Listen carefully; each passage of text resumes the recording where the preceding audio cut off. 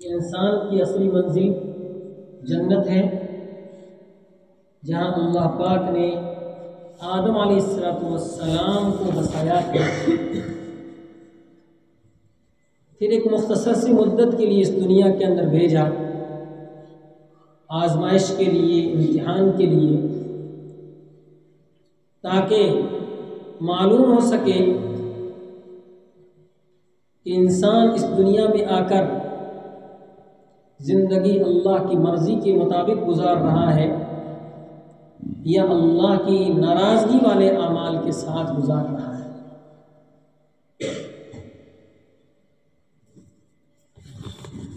قرآن پاک کی میں نے آیت تلاوت کی، اللہ ارشاد فرماتے ہیں کہ ہم نے تمام انسانوں کو ایک ہی مرد عورت آدم علیہ السلام اور حضرت حوا سے پیدا فرمایا،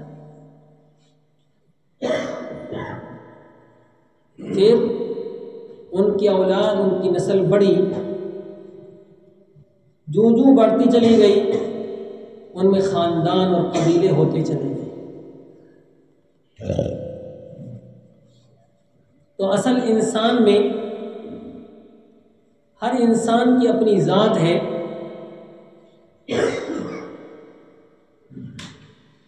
پھر وہ جب اپنے خاندان میں جڑتا ہے تو خاندان کا ایک فرد بنتا ہے، خاندان کا ایک حصہ بنتا ہے۔ ثم جعلناکم شعوبا وقبائل، پھر بڑے بڑے قبیلے اور سماج ہم نے بنا۔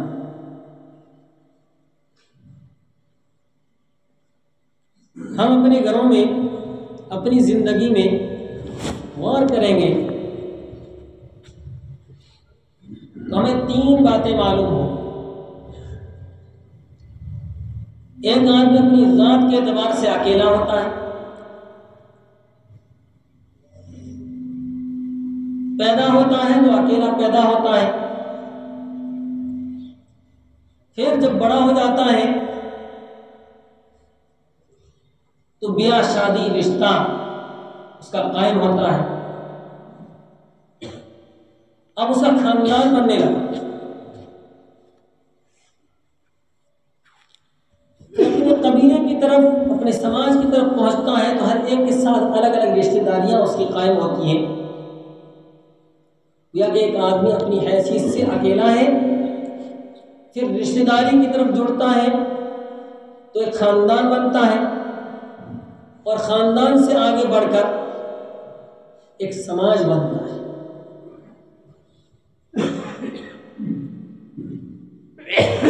ایک بڑی مدت سے، بلکہ اکابرین کی ہمیشہ سے محنت رہی ہے کہ ہم مسلمانوں میں سماج سدھار محنتیں چلنی چاہیے، اس کی کوششیں ہونی چاہیے۔ ابھی جو آپ حضرات کے سامنے بات بتلائی،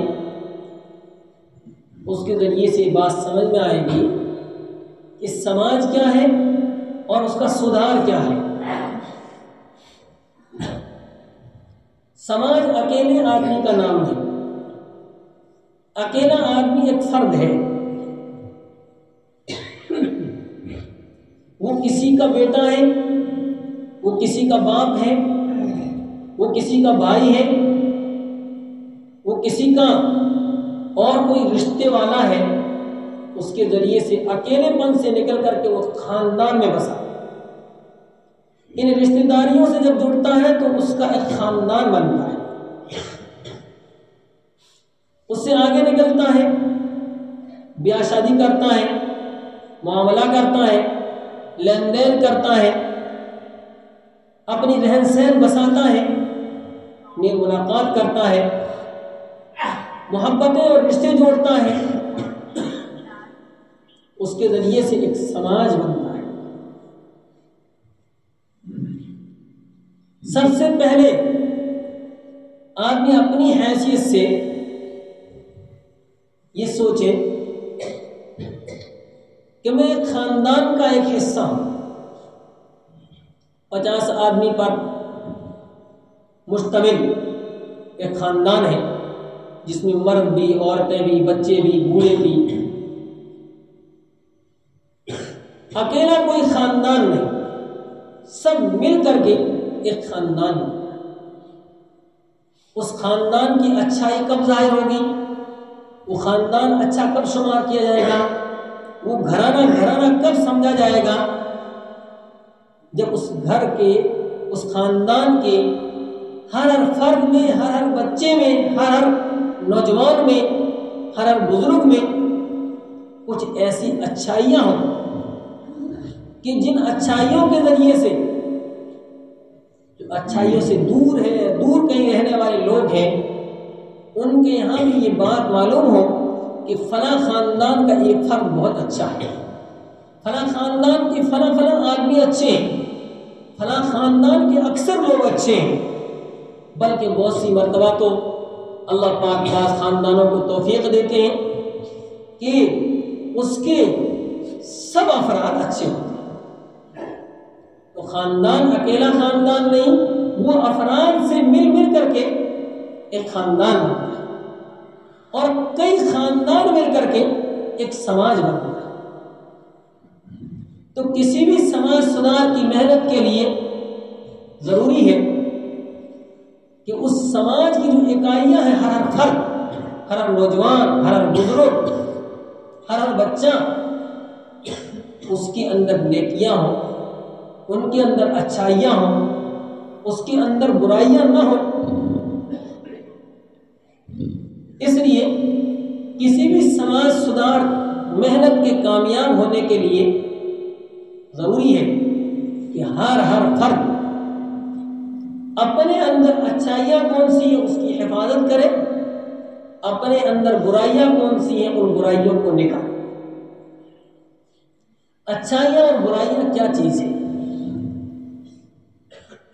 انسان کے خود کے اعضاء، خود کے جوڑ، آدمی بولتا ہے تو ایک آدمی ایسا بولتا ہے کہ دوسرا اسے سن کر کے خوش ہوتا ہے.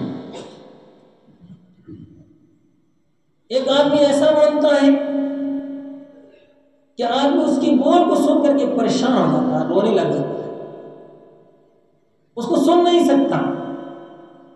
بلکہ الگ الگ آدمی نہیں، ایک ہی آدمی جب ہنس کر کے بولتا ہے کسی کے سامنے، دوسرے کو خوش کر دیتا ہے، غصے کے ساتھ بول دیتا ہے تو آدمی ناراض ہو کر کے نکل جاتا ہے.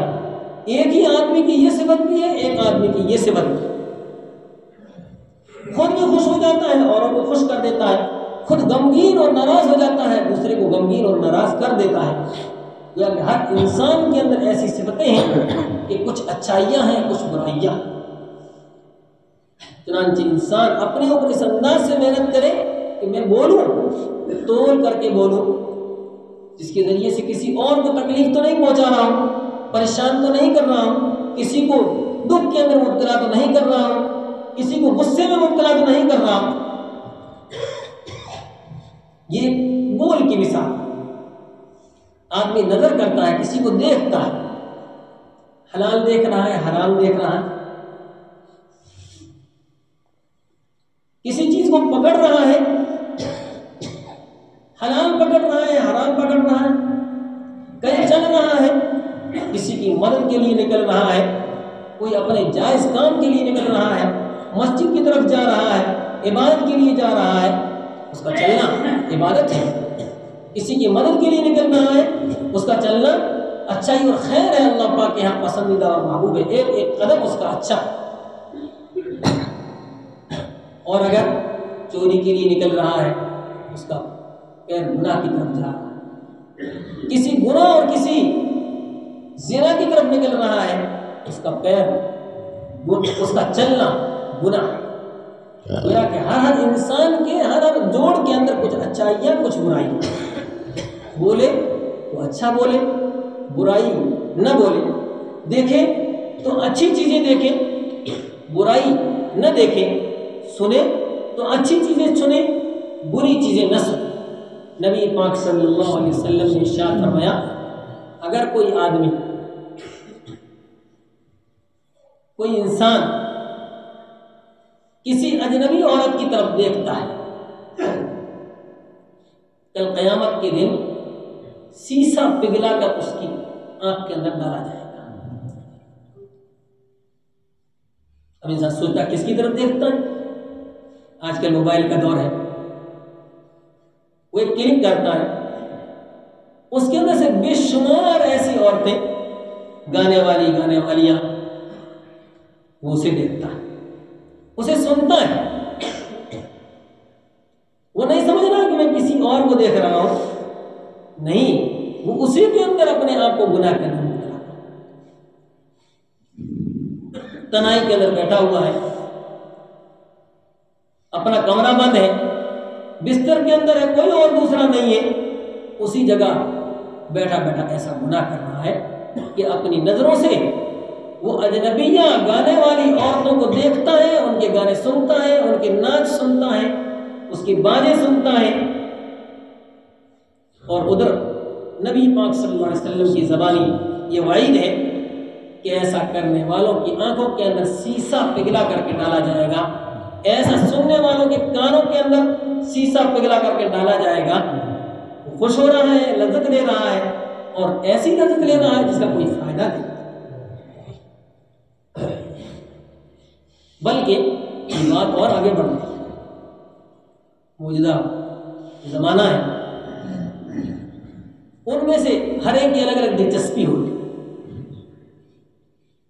کوئی اس میں سے گانا کاٹ کر کے وہ اپنا اسٹیٹس بناتا ہے, فیس بک پہ ڈالتا ہے, اور پتہ نہیں کیا کیا طریقے اپناتا ہے. خود نے سنا, خود گنہگار ہوا,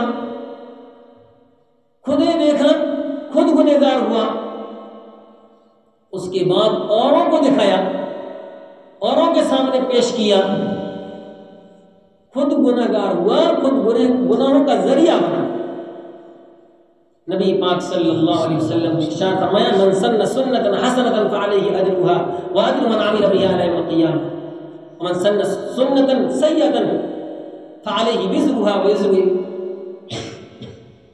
الى یوم القیامہ, کہ جس نے کوئی اچھا طریقہ جاری کیا تو اس نیک کام کا ثواب بھی اسے ملے گا, اور اس اچھے طریقے پر جو بھی چلے گا ان کے نیک اعمال کا بھی اجر و ثواب اسے ملے گا. اور جس نے کوئی برا عمل کیا اس کے برے عمل کا گناہ اسے, سزا اسے, اور اس کا عذاب اسے ملے گا. وہاں اس کو دیکھ کر کے جتنے لوگ اس برے راستے پر چلیں گے اس کا وزر اور اس کا عذاب بھی اس کو پہنچے گا. کرنے کو تو خود تنہائی میں بیٹھ کر کے گناہ کیا, دوسرے کو سنایا. بہت سی مرتبہ ٹریکٹروں پہ چلتے ہوئے, ٹریکٹر چلاتے ہوئے, ہل چلاتے ہوئے, بہت سی مرتبہ ایسے جو ہے گانے لگا کر کے چھوڑ دیے جاتے ہیں روڈ پر چلتے ہوئے. خود گنہگار, اور جتنے چلنے والے ہوتے ہیں, سننے والے ہوتے ہیں, ان کو. اور اس سے بڑھ کر یہ کوئی سونے والا ہوتا ہے, کوئی کام کرنے والا ہوتا ہے, اس کے لیے پریشانی کا ذریعہ. کتنا بڑا گناہ. اور وجہ کیا بنی؟ ایک فرد اچھا نہیں تھا, خاندان ایک فرد اچھا نہیں تھا, اس نے لگایا, خود گنہگار ہوا, اوروں کو گنہگار بنایا. اگر ہمارا نوجوان اس بات پر عہد کر لے کہ ایسی بیکار چیزوں پر جس کا نہ ہمارا دنیاوی فائدہ نہ کوئی آخرت کا فائدہ, بلکہ آخرت کے اندر الٹا عذاب, اس چیز سے ہم مکمل بچیں گے. اگر آدمی ہر فرد اس بات کو سوچ لے, گویا کہ خاندان کی ایک برائی ختم ہوگی, سماج کی ایک برائی ختم ہوگی. سماج کے اندر اور بہت سارے جو افراد تھے, ان افراد میں سے ایک گناہ سب کا ختم ہو گیا. اس کے لیے کوئی پیسہ نہیں لگتا, اس کے لیے کوئی دولت نہیں لگتی, اس کے لیے کوئی بیٹھنے کر کے اس کے لیے طے نہیں کرنا پڑتا. ہر انسان اپنے دل کے اندر سوچ لے ایسا گناہ جس کا کوئی فائدہ نہیں, مجھے اس سے بچنا ہے.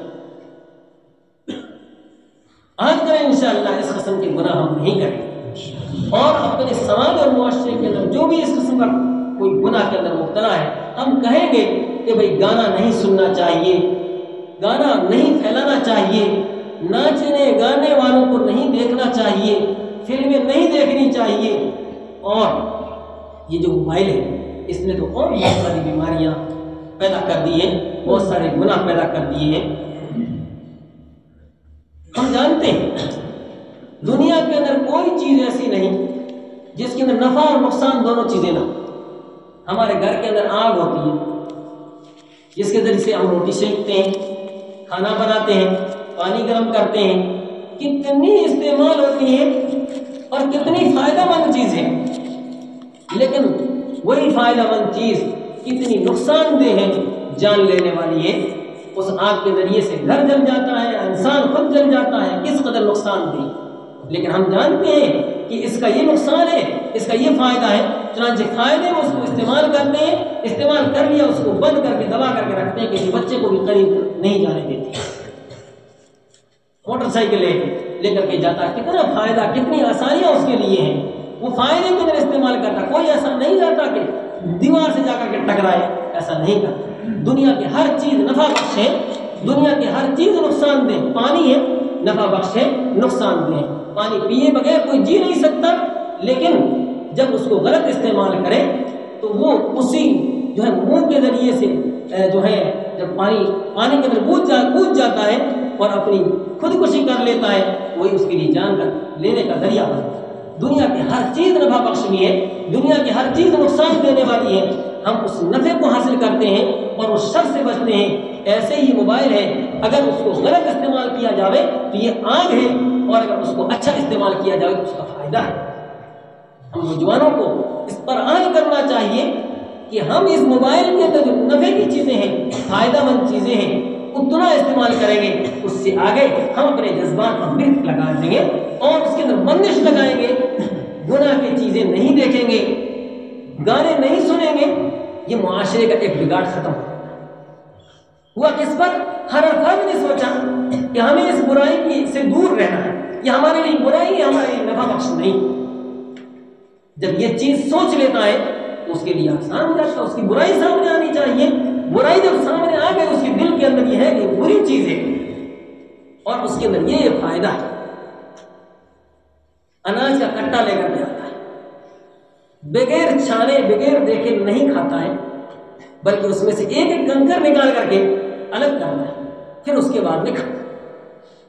موبائل کے اندر کتنی چیزیں غلط آتی ہیں، وہ اس کو الگ کرے، کتنی چیزیں فائدہ مند ہے اس کو جو ہے اچھے طریقے سے استعمال کرے، تو یہ چیز نافع۔ کہنے کا مقصود یہ ہے کہ ہم اپنی نظر کی حفاظت کریں، اپنے کانوں کی حفاظت کریں، گانے باجے اور اس قسم کی جو بیکار چیزیں ہیں، چاہے موبائل کے واسطے سے ہو چاہے اور دوسری چیزیں، اس کی برائی کیا ہے ہم جانتے ہیں کہ چھوٹے چھوٹے بچے گھر کے اندر نبی پاک صلی اللہ علیہ وسلم نے تو یہاں تک بتلایا کہ جب بچہ پیدا ہو جائے تو سب سے پہلی آواز اذان کی اس کے کان کے اندر پہنچے، ایک کان کے اندر اذان کی آواز، دوسرے کان کے اندر تکبیر کی آواز پہنچے۔ کیوں؟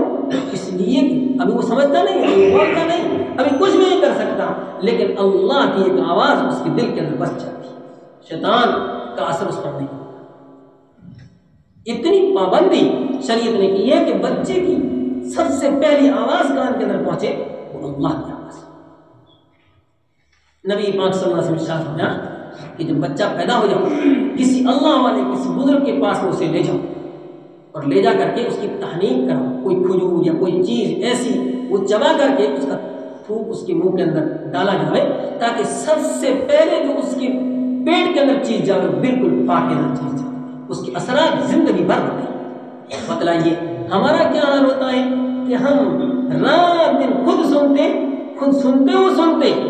ہمارے گھروں کے اندر جو موبائل وغیرہ ہوتا ہے وہ عورتیں اپنے بچوں کو بہلانے کے سلسلے کسی ٹائم میں لا الہ الا اللہ کی لوری لگایا کرتی تھی، آج جب رونے لگتا ہے تو وہی موبائل کے اندر ناچ گانے والوں کے ناچ لا کر کے انہیں دیتے ہیں، وہ بچے خوش ہوتے ہیں۔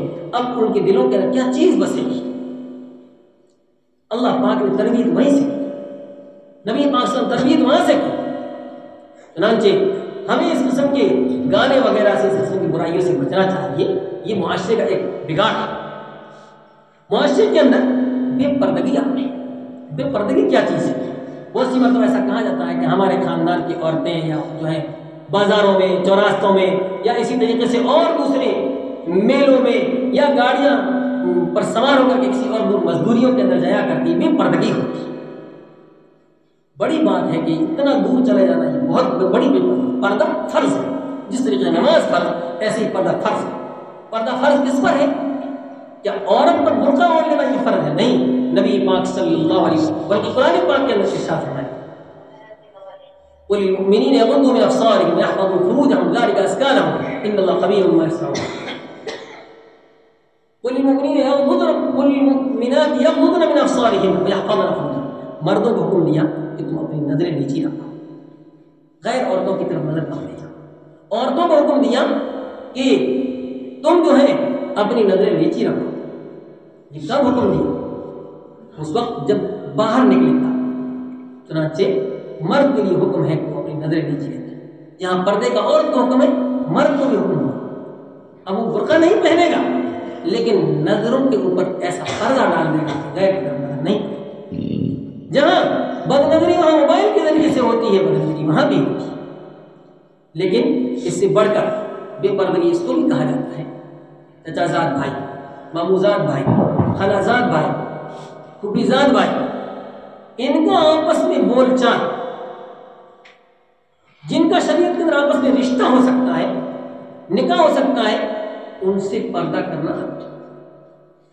اگر ہمارے سماج کے نوجوان بوڑھے بزرگ اس بات کی تلقین کریں اور اس بات کو اپنے اوپر جو ہے اپنے آپ کو پابند کریں کہ ہم ان رشتوں کے اندر شریعت کے حکم کے پابند رہیں گے، معاشرے کا ایک بہت بڑا بگاڑ، سماج کا ایک بہت بڑا بگاڑ جو بے پردگی کی وجہ سے ہوتا ہے، وہ اس بات سے ختم ہو جاتا ہے.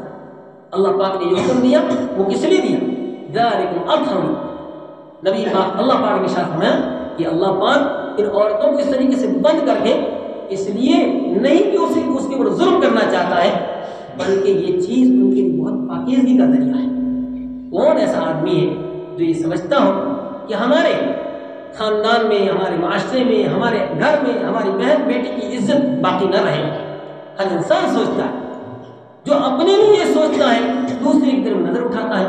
جو اپنے لیے پاک دامن رہنا سوچتا ہے اور کی بہو بیٹی کے اوپر جو ہے وہ عزت دار کرنے کے جذبات پھیلاتا ہے، وہ آدمی انسانیت سے نکل جاتا ہے. اس لیے پردے کی طرف خصوصی توجہ کرنا یہ ہمارے ایک سماج اور معاشرے کے لیے آگے بڑھانے کا ذریعہ ہوگا، اس کی عزتوں کے برقرار رکھنے کا ذریعہ ہوگا، اس کو اپنے حیا اور پاک دامنی کو باقی رکھنے کا ذریعہ ہوگا، اپنی نسلوں کو درست اور پاکیزہ رکھنے کا ذریعہ ہوگا. یہ ساری باتیں قرآن پاک کے اندر ذکر کی گئی ہیں، تفصیل کا موقع نہیں ہے. بہرحال یہ ایک بہت اہم ضروری چیز ہے. ہمیں اپنے نوجوانوں کو، ہمارے خاندان کے اپنے تمام افراد کو، اپنے سماج کی ملت اسلامیہ، مسلمان چاہے وہ کسی بھی قبیلے سے تعلق رکھنے والا ہو، وہ ایک خاندان ہے، ان میں سے ہر ایک کو اس بات کی فکر کرنی چاہیے. ہمیں اپنی زندگی کے اندر نبی پاک صلی اللہ علیہ وسلم کے طریقوں کو باقی رکھنے کی ہر ممکن کوشش کرنی چاہیے. ہمارے یہاں بیاہ شادی ہو، بیاہ شادی کا کیا طریقہ ہے؟ نبی پاک صلی اللہ علیہ وسلم نے اور آپ کی زندگی میں آپ کے صحابہ نے کس طریقے سے بیاہ شادیاں کی اور کس طریقے سے نکاح کی، وہ نمونے ہمارے اگر سامنے ہوں گے. ہماری بیاہ شادیاں پاکیزگی کے ساتھ میں نبی پاک صلی اللہ علیہ وسلم کی سنت طریقے کے مطابق وہی جو ہے بیاہ شادیاں. چنانچہ نبی پاک صلی اللہ علیہ وسلم نے عائشہ صدیقہ رضی اللہ تعالیٰ سے نکاح کیسے ہوا؟ بخاری شریف کی روایت ہے. عائشہ صدیقہ رضی اللہ تعالیٰ فرماتی ہے کہ میں چھوٹی سی بچی تھی، میری ماں آئی، میں کھیل رہی تھی، میری ماں آئی اور مجھے بلا کر کے اپنے گھر کے اندر لے گئے. میرا چہرہ دھلا، میرے بال درست کیے اور انصار کی کچھ خواتین تھیں اس کے سپرد کیا. انہوں نے مجھے نبی پاک صلی اللہ علیہ وسلم کے گھر کے اندر لے جا کر کے سپرد کر دیا. نکاح ہوا اور وہی جو ہے اس کے بعد میں عائشہ صدیقہ رضی اللہ تعالیٰ سے جو ہے رخصتی ہو. یہ نبی پاک صلی اللہ علیہ وسلم کا طریقہ تھا نکاح. یہ جو بہت بڑا جو پابند کرتے ہیں نکاح کے لیے، شریعت کے اندر یہ کوئی حکم نہیں ہے. نکاح کرنے کے لیے جو صحیح طریقہ ہے نبی پاک صلی اللہ علیہ وسلم کا طریقہ کیا ہے؟ طریقہ یہ ہے کہ دو آدمی کی گواہی کے ساتھ کسی ولی نے اپنی بیٹی کا اپنی ولایت کے کسی بھی جو ہے بیٹی کا نکاح ان کے ساتھ میں کیا، یہ نکاح ہوا، اور نکاح کا بہترین اور سب سے اچھا سنت کے مطابق طریقہ، کسی کو بلانا، دعوت دینا، یہ طریقہ نکاح کے وقت نہیں، نکاح کے لیے 2 گواہ اور 2 گواہوں کی موجودگی کے اندر نکاح ہوا، اور اب اس کی رخصتی ہوئی، اور رخصتی ہونے کے بعد اب دعوت۔ دوسری حدیث آتی کہ اعلنوا ھذا النکاح، اس نکاح کا اعلان، نکاح ہو گیا، رخصتی ہو گئی، اب لوگوں کے سامنے اس کا اعلان کرو۔ اعلان کرنے کا طریقہ 2 طریقے ہیں۔ ایک طریقہ یہ ہے کہ جب نکاح کیا تو 2 گواہوں کی موجودگی کے اندر کسی نماز کے اندر، مسجد کے اندر سارے لوگ موجود ہیں، اسی جگہ نکاح کا اعلان ہو گیا، ایک طریقہ۔ دوسرا طریقہ یہ کہ اگر 2 گواہوں نے مل کر کے نکاح کیا تو اب اس کے بعد میں وہ ایک دعوت کریں۔ ہمارے یہاں کیا دعوت پہلے سے چلتی، 10 دن پہلے سے، 15 دن پہلے سے دعوت پہلے سے چلتی، جب سارے مہمان آ جاتے ہیں اب ان کو لے کر کے وہاں بھی کھلانا، پھر اس کے بعد میں لے کر کے دوسرے گھر کے اوپر بھی دعویٰ بولنا، نہیں، طریقہ یہ نہیں۔ نکاح کریں، نکاح کرنے کے بعد میں رخصتی ہو جائے، رخصتی ہونے کے بعد میں اب دعوت کریں، الگ اعلان دعوت کریں، جتنی اپنی استعداد ہے اس کے مطابق دعوت کریں، اور دعوت کون کرے؟ وہ بچے والا ولیمہ کرے، اس کو ولیمہ کہتے ہیں۔ صحیح طریقہ یہ ہے۔ ہمارے یہاں پہلے سے دعوتیں چلتی ہیں اور سارے لوگ جمع ہوتے ہیں، پھر اس کے بعد میں جو ہے اعلان نکاح ہوتا ہے، جس کی وجہ سے بہت ساری چیزیں 3 مرتبہ کھانے کرنا وغیرہ یہ چیزیں اس لیے آتی ہیں کہ پہلے بھی کیا پھر اس کے بعد میں بھی کیا، یہ ساری چیزیں اس لیے ہوتی ہیں۔ صحیح طریقہ اپنانا یہی ہے کہ خاندان کی کسی ولی کی موجودگی کے اندر 2 گواہوں نے نکاح کیا، اور نکاح کرنے کے بعد رخصتی ہو گئی، رخصتی ہونے کے بعد اب وہ دعوت ولیمہ چلائے، اور دعوت اب بولتے ہیں کہ کون آئے گا، نکاح تو ہو گیا، رخصتی ہو گیا، اب کون آئے گا؟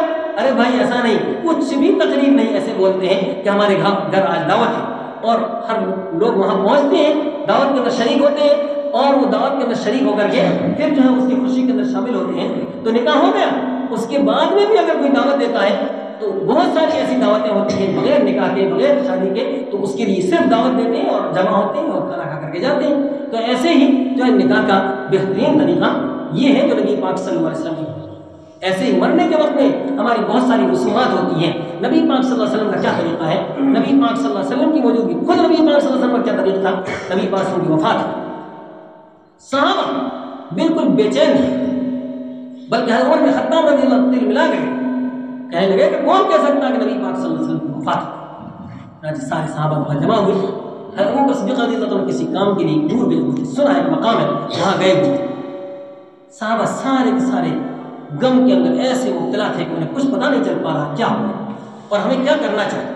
حضرت ابو بکر صدیق رضی اللہ عنہ تشریف آئے، آپ کے اوپر چادر اڑائی ہوئی تھی، آپ صلی اللہ علیہ وسلم کی چادر کو اٹھایا، چہرے انور پر بوسہ لیا، اور بوسہ لے کر کے مسجد کے اندر گئے۔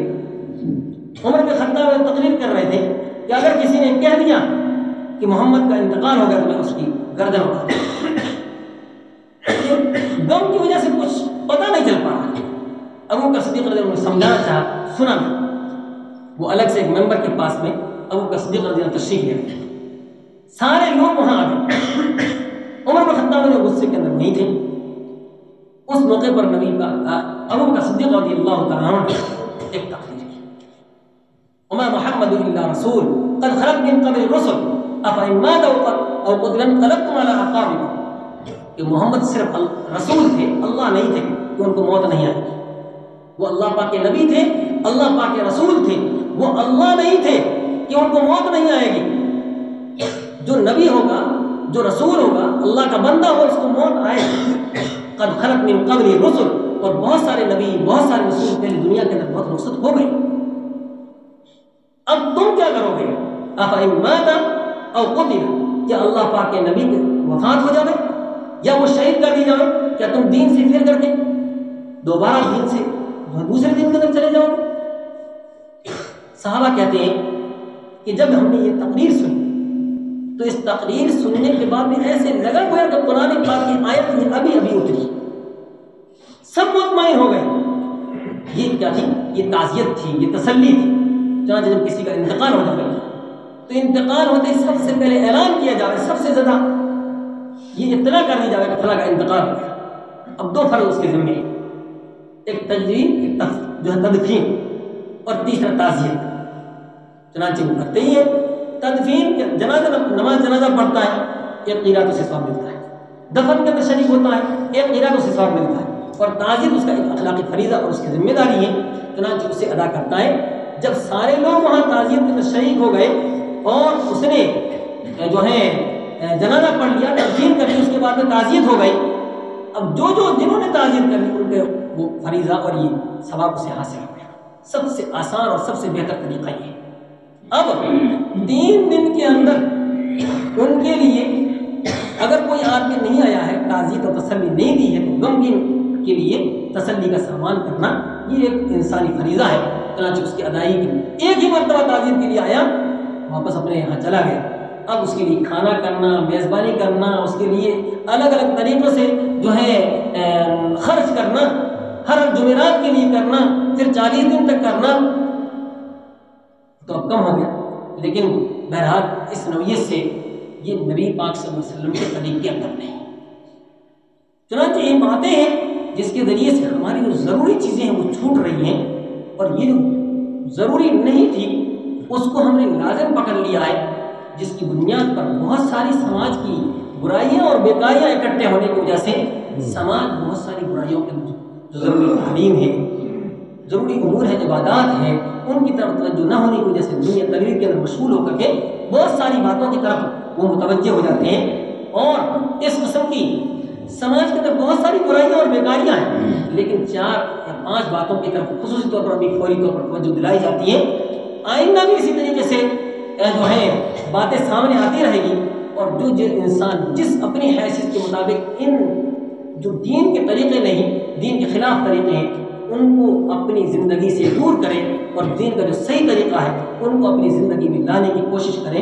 انشاءاللہ اسی کے ذریعے سے ہمارے سماج کی جو اور بہت ساری برائیاں اور بیکاریاں ہیں وہ آہستہ آہستہ کنٹرول میں آئیں گی. محنتیں کرنا ہمارا کام ہے، کوششیں کرنا ہمارا کام ہے، اور اس کے اندر کامیابی دینا یہ اللہ پاک کا کام ہے.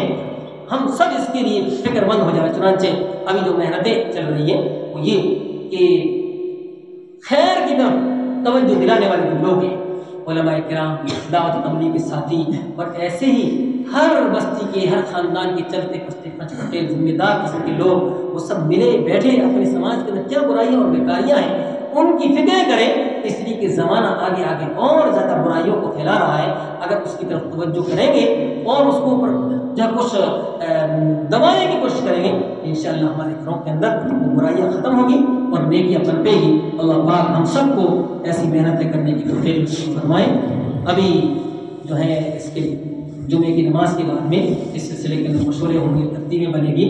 جو حضرات جو ہے پہنچے ہیں، نوجوان بھی اور اسی طریقے سے ہمارے بزرگ بھی اور ایسے علماء اور جماعت کے ساتھی بھی، سبھی حضرات تشریف رکھیں. اس سلسلے کے اندر مشورے ہوں گے، مذاکرے ہوں گے، اکابر اور آئیں گے اور وہ اس سلسلے کے اندر ضروری لاہ عمل طے کریں گے کہ ہمیں اپنے طور پر آسانی کے ساتھ میں کتنی ہم ان کے اوپر قابو کر سکتے ہیں اور کتنی آگے اور محنت کرنا ہے، اس کی ترتیبیں سوچیں گے، سمجھیں گے. اس لیے سبھی حضرات کے لیے کوششیں کریں اور بیٹھیں، سنیں، سمجھیں. Thanks for watching. Don't forget to like, comment, share and subscribe to Al Wahid channel.